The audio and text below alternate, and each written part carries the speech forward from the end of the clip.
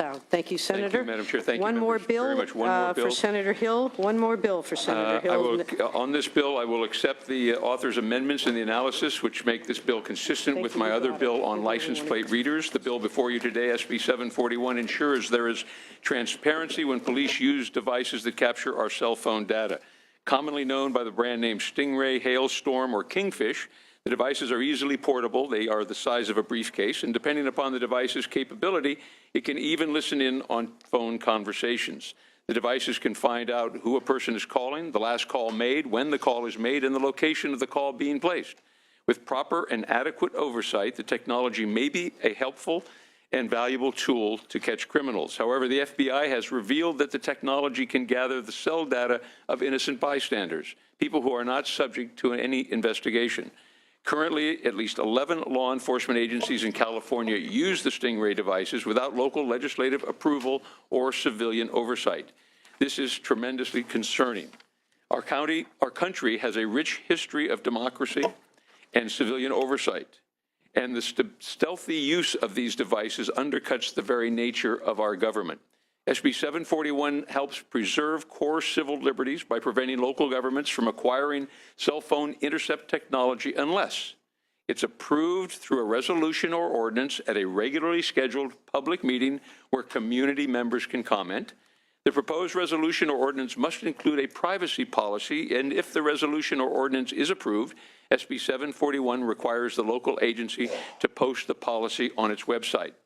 The State Sheriff's Association argues that sheriffs are elected officials and should be allowed to make independent decisions about technology procurement.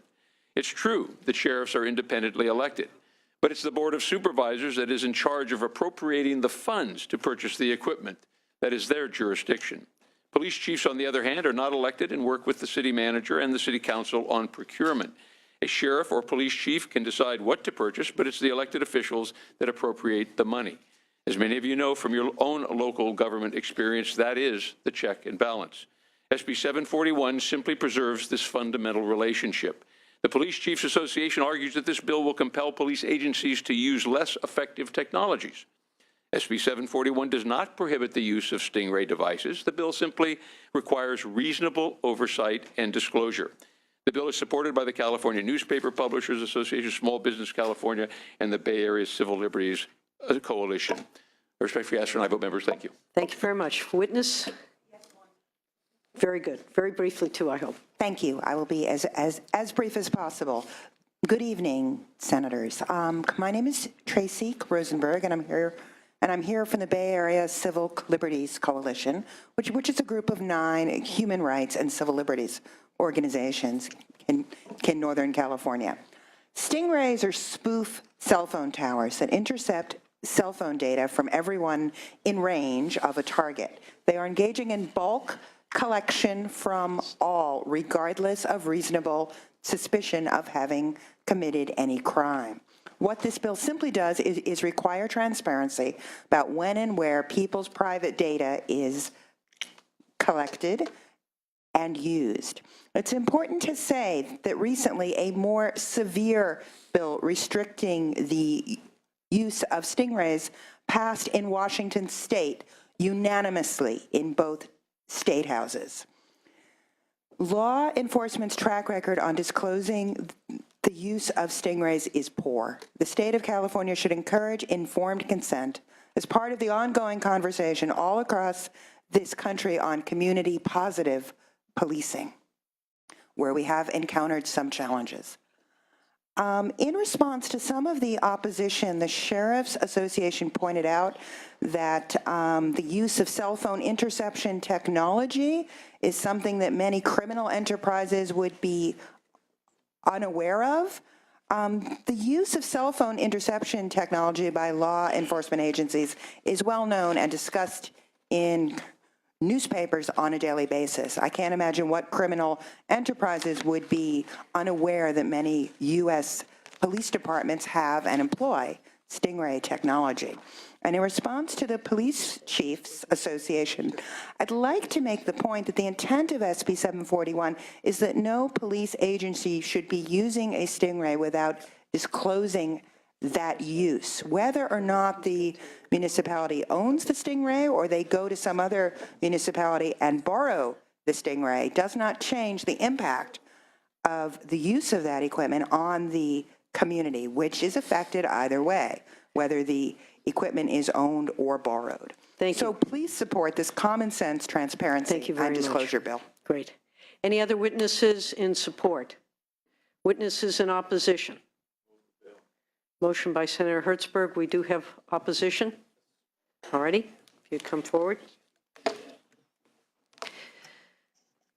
Good afternoon, good early evening, Madam Chair, members. Aaron McGuire on behalf of the California State Sheriff's Association, representing the 58 elected sheriffs. We are in respectful opposition to the bill. We're in opposition to actually several bills that are currently moving through both houses. And really it is sort of a philosophical disagreement. I agree wholeheartedly with the author about the checks and balances that we have in our system in terms of the legislature appropriating certain money and the executive branch utilizing those funds. But I think what we have here is something that just goes a little bit too far, which is where the state is mandating that certain items be placed on the board agenda, which is, so with whether it's respect to unmanned area vehicles or whether it's this type of technology or other tactics or other things, we just think that this simply just goes too far. And for those reasons, we're in opposition. Thank you. Thank you very much. Any other witnesses in opposition? Questions? Senator Anderson. When you use this type of technology, is it considered a wiretapping? To be honest with you, Senator Anderson, as far as I know, laws with regard to state, federal, and the Fourth Amendment are followed. If I may? If I may address this briefly, Do you, well, would that be okay? that's sort of not exactly an answer. So do you have an answer to that?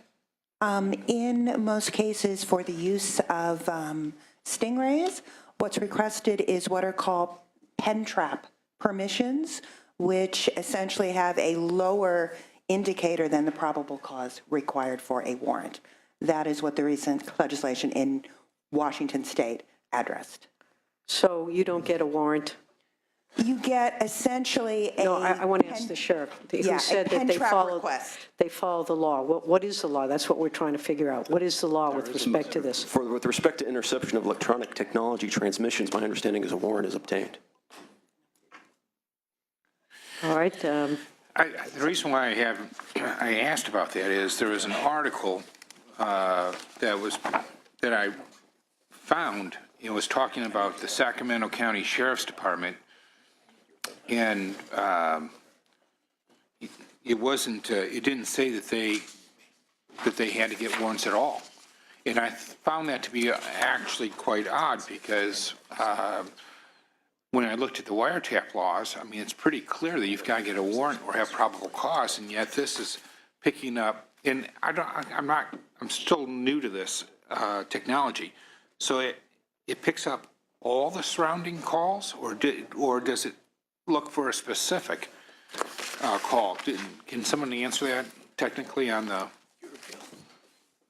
It targets a particular phone number and sweeps up a significant amount of phone traffic that is within a geographic range of that target. The article was talking about how it may get unintended phone numbers along the way. It does. Right. It can't just pick up one targeted phone number. It sweeps an area. So I'm still a little confused. So Senator, maybe you can answer this.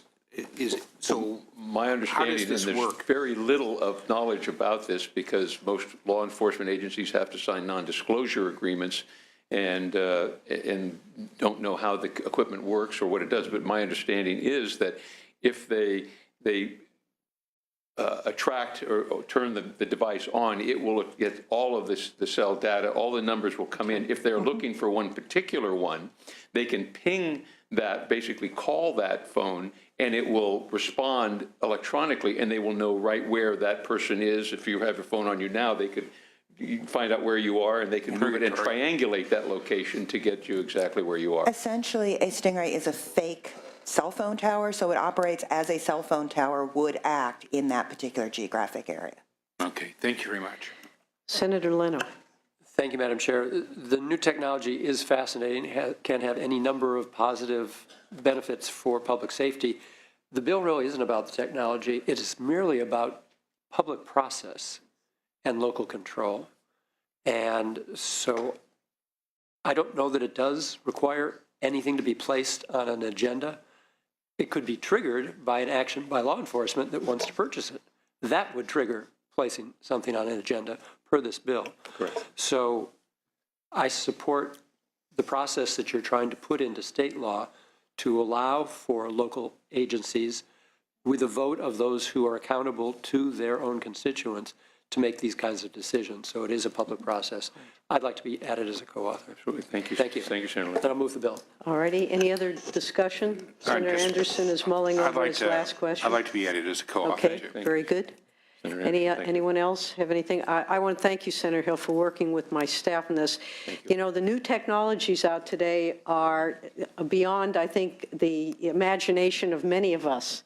And so I think it's really important that we learn what they are, we learn how they're being used, because it's our responsibility as the policymakers to make sure that the things that are going on, whether it's in the public arena or the private arena, are not inconsistent with the values that we hold as a society. And until we know what is going on, we are ignorant to those facts and ignorant to what's being done. And I think it's critically important that we now try to get a handle on this and that we learn how these things are being done so we can determine whether or not there needs to be some control or regulation or accountability for things now that are frankly out there that are in some respects beyond our wildest imaginations. And stingrays, I just learned about them, although if you watch Person of Interest, you'd know that this is happening. but you know, other than that, these are things that are really new to most of us. So, yeah, well, it's, you know, I don't believe it's real, and then I come here and it is real. So I thank you for bringing the bill. And with that, we have a motion by Senator Leno, which is to pass as amended to the Senate floor. Please call the roll. Jackson. Aye. Jackson, aye. Morlock. Morlock, aye. Anderson. Anderson, aye. Hertzberg. Hertzberg, aye. Leno. Leno, aye. Monning. Monning, aye. Wachowski. Wachowski, aye. Thank you, Senator Hill. Thank you, Madam Chair, and thank you That bill for... is out. We have two more bills. We're going to have Senator Wachowski bring his bill, and then Senator Allen asked that if he could have in writing a written request to substitute staff because he was not able to stay after this hour. So Senator Wachowski, that we're on file item 15, SB 501. Fundamentally, SB 501 is a bill about allowing low-income working Californians to keep a little bit more of their paychecks in order to meet their basic needs. 501, this accomplishes three important goals. One of the unintended results of the current wage garnish formula, which I'm the proud author of, is that for a worker that earns just over the state minimum wage, 10, 11, 12 bucks an hour, every single dollar of their paycheck is garnished as though they're getting knocked back down to $9 for their take-home pay. So this corrects that.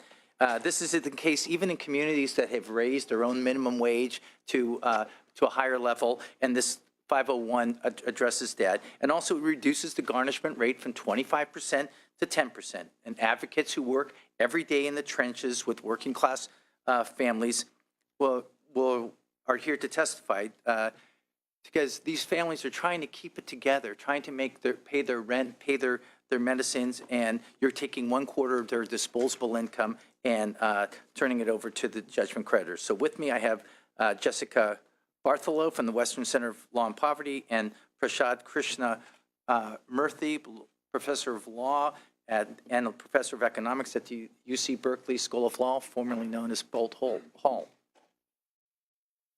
Thank you very much. 2 minutes each, please. We're all sort of needing to move with some alacrity, a word I can't even say anymore. So if you would, go ahead, just 2 minutes each for two people, and then just concurrence in your support. Please go ahead. Thank you very much for your time.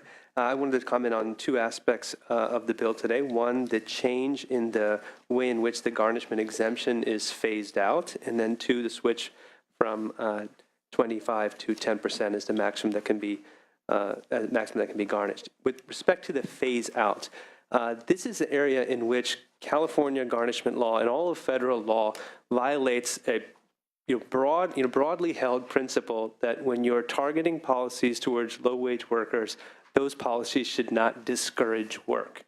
And the current structure, as well as the federal garnishment structure, does so because for the first $360, your income is exempted. Thereafter, every additional dollar from $360 to $480 a week that you would earn would be subject to garnishment. This acts as a 100% tax on every additional dollar earned. 100% marginal tax. We told every mortgage holder in the state, if you're thinking about getting a higher wage, getting a raise, getting a better job, but for any job that you have, the next 33% above what you make currently, all the earnings will go towards your mortgage, it would discourage labor supply. It would discourage additional work. And that's the effect of this structure. And the way in which the proposed bill would change it would be so that every additional dollar earned above 360, 33% would go toward garnishment. So it would change that very perverse disincentive with respect to work for low-wage workers. About 15 to 20% of workers are within 33% of the minimum wage in terms of their weekly earnings. So that's with respect to the garnishment phase-out. Thank you. Would you give us your name so we have that for the record? I didn't hear it. I apologize. Prasad Krishnamurthy.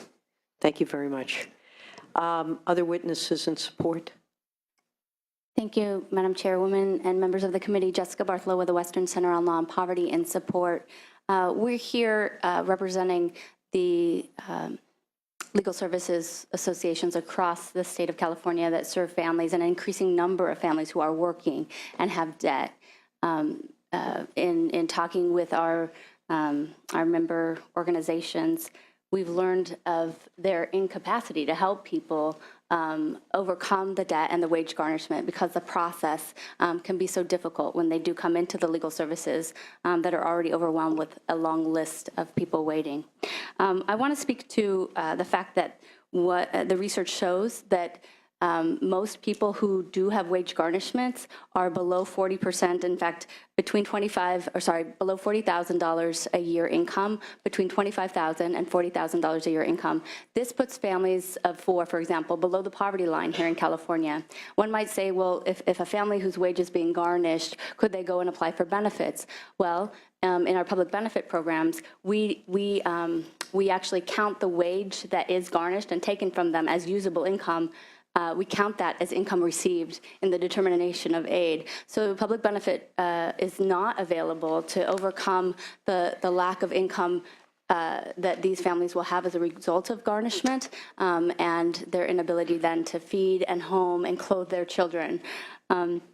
We believe that this proposal will help low-income families to not have their work undermined. A little bit different verbiage here, but we believe that the current wage garnishment structure does undermine work. It makes it so that families who are working are less successful at staying employed, less successful at staying housed, which is necessary for employment, and are going to be more likely to experience additional debt, which then has a cycle to result in additional wage garnishment. So we are very thankful to the senator for introducing this bill and urge your support today. Thank you. Thank you very much. Other witnesses in support, please just your name and affiliation. Thank you, Madam Chair. Members, Mitch Seaman with the California Labor Federation, also here in strong support. Thank you, sir. Good evening. Aaron Lewis with the Consumer Federation of California in strong support. Thank you. Any other witness? Oh, I'm sorry. Forgive me. Ted Merman, East Bay Community Law Center. And we do see families pushed right over the financial edge by wage garnishment at current levels all the time. Thank you. For your aye vote. All right. Any other witnesses in support? Christopher Castrillo on behalf of the California Faculty Association in support. Thank you. Others in support? All right, seeing none. Witnesses in opposition, if you'd step forward, please.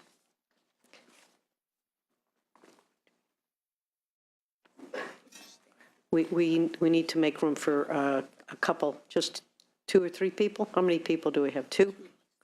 All right. Okay. Good evening. Good evening, Madam Chair, Senators. Alex Alanis with the California Bankers Association, in strong opposition to the bill. This bill is another bill that really helps wealthy individuals shield money from creditors. The bill does not necessarily apply to poor folks. If it did, there would be truly a means test in the bill to apply to working class individuals, but it applies to everyone.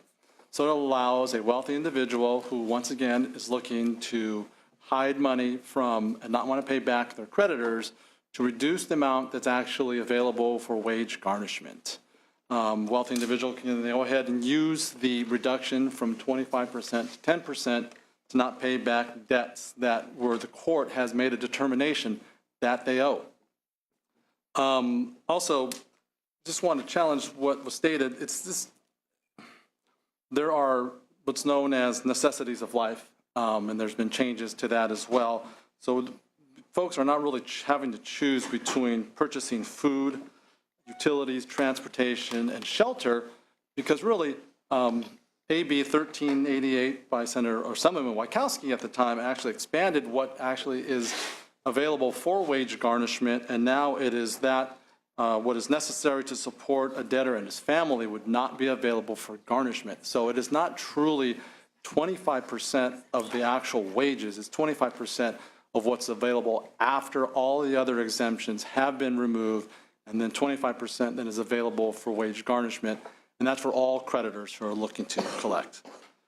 We also believe that it's not 100% of all above the minimum wage is available. Believe also that will be protected under what's necessary for necessaries of life. And also, the bill has a perverse effect.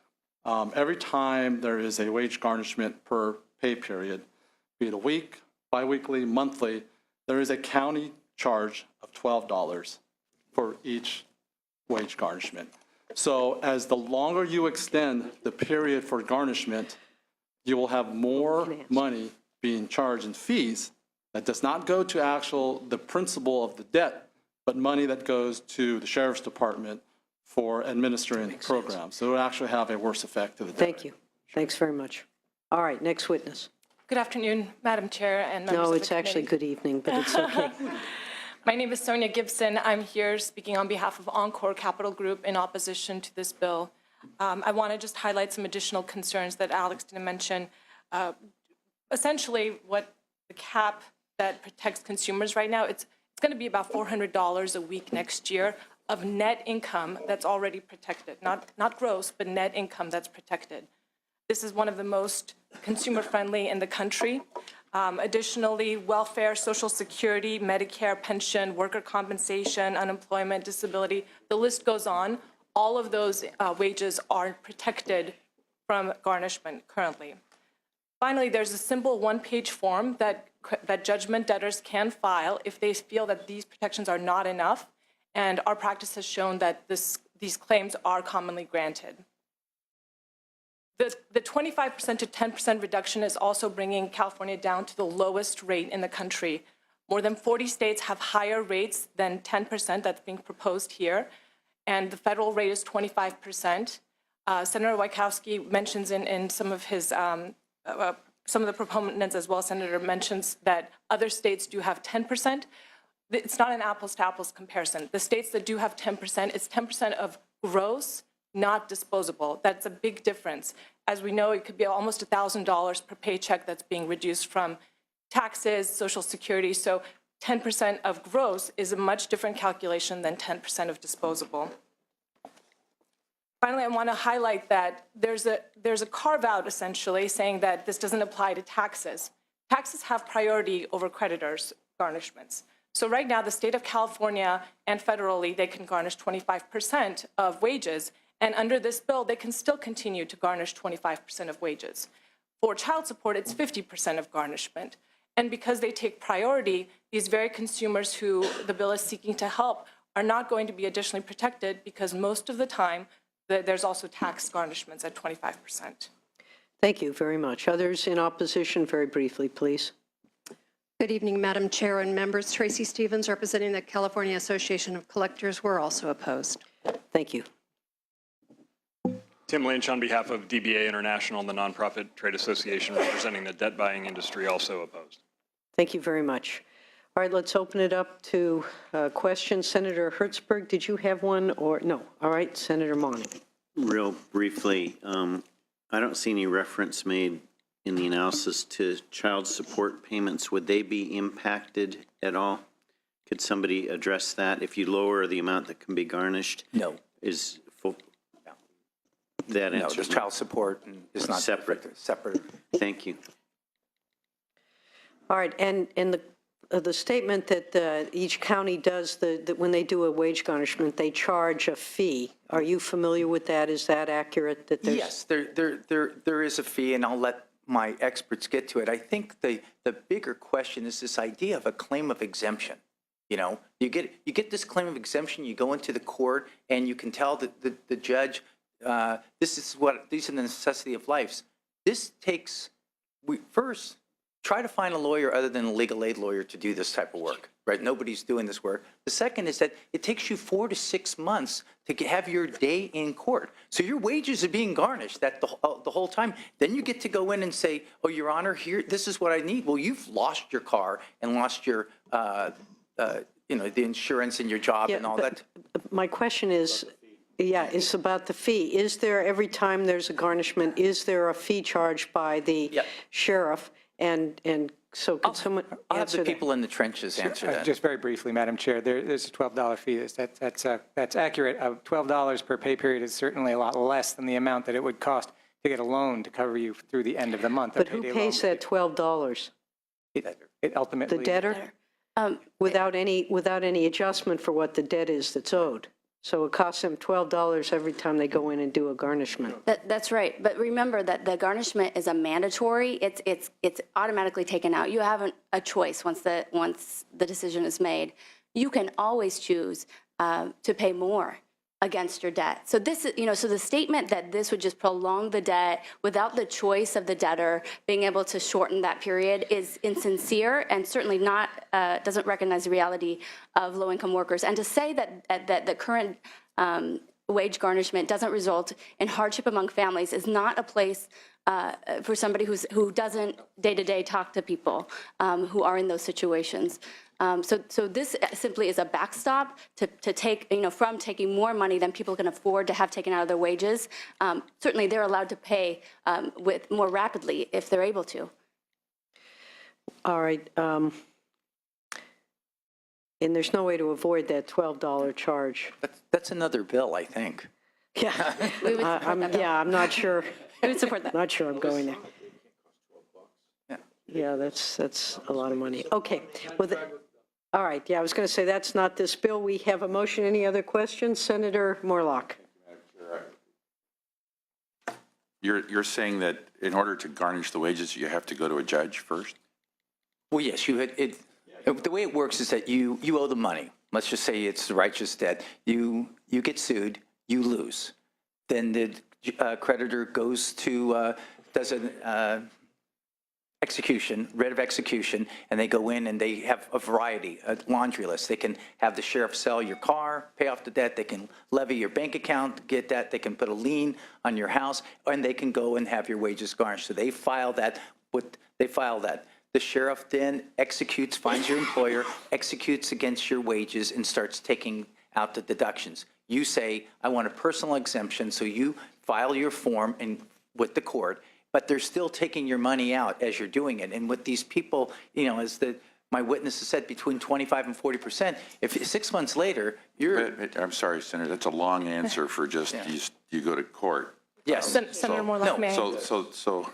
So you go to court, you're going to go to a judge because you're dealing with a debtor that has blown you off, that's got means. And help me out with. Well, not necessarily. I mean, not every. I come out of a situation where I was president of a credit counseling agency. So I see people trying to work their way out of debts. But boy, if a creditor is going to a judge to garnish your wages, you've been. I mean, I can't make up circumstances, as a generalization, but there's got to be a strong reason for someone going to a judge to start garnishing. Okay. Well, I'm listening. Go ahead. I guess this perception that people don't care about their credit rating and people just want to blow off debt and don't pay, that's not been my experience. I mean, I'm not saying that doesn't exist, but most of the people simply are unable, they've defaulted on their credit card, or they've got an unexpected bill that's come in and they just aren't able to pay it under the terms that they have. And then they get sued. I mean, people people in America and the state of California default on the amount that they owe. They're not disputing that they owe the amount, but they actually default on it. And then this is the area of the law that we're working on. Is that how does the creditors that owe this, that this money is owed, how do they collect on it? And the current law says you can garnish 25% of someone's disposable income. And the bill at its basic saying, well, that's too high because these people, they'll lose their job or they'll file for bankruptcy. 10% is a more reasonable, even though it's $12 every time the sheriff goes in there, but it's changing the amount. It doesn't change. Right, but 5% is more reasonable, 1% is more reasonable. So why don't you give the judge the opportunity to say 25 or something else? But no, the judge can't set it. The judge can't set it. It's set. Right, that's set in law. Okay, so let's, I think at this point, I think there are some questions. I think what your goal is to deal with those for whom this money means whether or not they're going to put food on the table for their children, as compared to you're claiming there might be bigger, folks, scofflaws, who really have the means and are finding a way to bury it. I don't think those are the people you're interested in. So if you would work with the opposition, I don't think that's what your concern is the wealthier folks, and provide a better balance for judgment debtors and perhaps a simplified method of calculating the amount to be withheld, because that can be an issue. I think you're on the right track. I'm going to support the bill, but I would ask you to please try to work out some of the kinks, keeping in mind that what you're trying to accomplish, and I think that you can get there, and there may be some tweaks. So there is Senator Anderson, and then we'll ask you to close very briefly and call the roll. Senator, it seems to me that since the judge doesn't have any latitude, perhaps that would be better for us to give the judge some latitude in setting this, so that if the person's making a buck more than minimum wage, he can take that into consideration, and if the person is bringing down six figures, he can take that into consideration. Arbitrarily coming back and doing it in this bill just strikes me as, again, whether it's 25%, 20%, or 5%, it's one size fits all, and it's not taking into consideration the situation. Well, remember, we're talking about just one remedy for the creditor to collect on their debt. And I mean, the garnishment is the easiest for the working person, because once you start, it's on until the debt is paid. But that same creditor can go to, if there is a rich person who has a lot of money in their bank account, they can go and levy their bank account and collect on debt. They can, if you own a car free and clear, you can, any personal assets, you can have the sheriff seize that asset, sell it to satisfy your debt. So they're in that small category of people that are just flaunting their money. There's other remedies that are there, but unfortunately, we just have one statute that says this is the amount that you get to garnish, and we don't give that discretion on collection to the judges, because I'm sure they're loath to go through every one of these cases and say, this is 5, this is 6, this is 10. They just say, this is the garnishment, this is the vehicle, because we give it to the sheriff and the part of the police power that they have. So that's... Thank you, and we'll take that as your close. Very good. Is there a motion? Yes. There was a motion by Senator Leno. Very good. Do pass to the Senate floor. Please call the roll. Jackson? Aye. Jackson, aye. Morlock? Morlock, no. Anderson? No. Anderson, no. Hertzberg? Aye. Hertzberg, aye. Leno? Aye. Leno, aye. Monning? Aye. Monning, aye. Wachowski? Aye. Wachowski, aye. All right, 5-2. That bill is out. Thank you, Senator Wachowski. We have one last bill of Senator Allen's, SB 775, which as a result of a letter sent by the senator requesting that Zach Myers-Krings, correct. Excuse me, Zach Meyer-Krings of his staff be allowed to present the bill in his absence, and that will be without objection. So please proceed. Thank you, Madam Chair, for your indulgence. SB 775 makes a small change in the Civil Code impacting rent control cities by eliminating a vestige of an old law that has been rendered obsolete by a more recent statute. California law previously allowed the amount of a rental unit to be regulated and controlled, even in the event of a vacancy. Some rent control cities required the initial registration of units to keep track of permissible rent levels. Either a landlord or a tenant could request a certification of the rent and those cities could readily certify that a unit's rent was legal and accurate. But with the passage of the Costa-Hawkins Act, since 1999, a landlord has been permitted, upon the vacancy of a rent-controlled unit, to set the initial rent of that unit to whatever amount he or she chooses, whatever the market can bear. With this changeover in tenancy, because the city no longer controls the initial rent level of a newly occupied unit, the city's data corresponding to the historic rent level is now obsolete. So moved. It's like, there's All no right. opposition. Excellent To presentation. stop savvy tenants and So landlords from moved. getting a leg up on one another unfairly, SB 775 relieves the burden on cities to certify rent levels for units that have changed tenancies since 1999. Thank you. With me today testifying support of the bill, I have Allison Regan with the City of West Hollywood. Thank you very much. Very briefly, I don't believe there's any opposition to this. No, we urge your support. I'm happy to take any questions you might have. Very good. Thank you very much. Any other witnesses in support? Christopher Castrillo on behalf of the City of Santa Monica in support. Thank you very much. Anyone in opposition? All right, any questions? Motion by Senator Hertzberg. You're seeking an aye vote. Please call the roll. This is due pass to the Senate floor. Jackson? Aye. Jackson, aye. Morlock? Morlock, aye. Anderson? Anderson, aye. Hertzberg? Hertzberg, aye. Leno? Leno, aye. Monning? Monning, aye. Wachowski? Wachowski, aye. 7-0, that bill is out, and I want to thank everyone. We're gonna call the roll that's still open, but for those who have been here the whole time and are leaving, I want to thank everyone for your indulgence today. This was a lengthy and sometimes contentious hearing, but everyone gave it a great shot, and I appreciate your effort and your patience. So with that, let's call those measures that have still are open. The roll is open and file item 14, SB 428, Senator Hall, jury officers, peace officer exemptions. The vote is 1 vote for, 2 votes against, the chair voting no. Please call the absent members. Morlock? Hertzberg? Monning? Wachowski? All right, one aye, 2 noes, that measure fails. Next, file item 16, Senator Hall, file item Senate Bill 582. The vote count is 5-0. Chair voting aye. Please call the absent members. Anderson?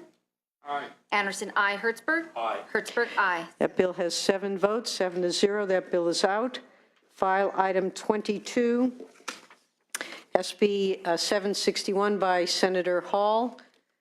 The vote count is 4-0. Please call the absent, the chair voting aye. Please call the absent members. Anderson? I'm sorry, this is 761? Yes, it's file item 22. Anderson, no. Anderson, no. Hertzberg? Wachowski? 4-1, that bill is out. All right, and I believe that does it. We are adjourned.